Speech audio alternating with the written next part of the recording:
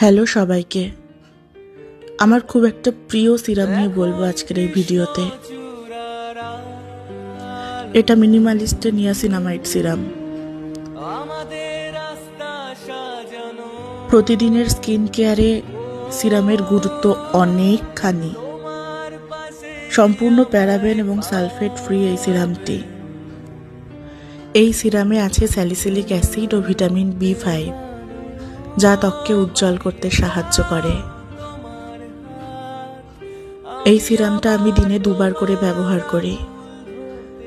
যারা খুব ভালো একটা সিরাম খুঁজছেন তারা এটা নিঃসন্দেহে ব্যবহার করতে পারেন।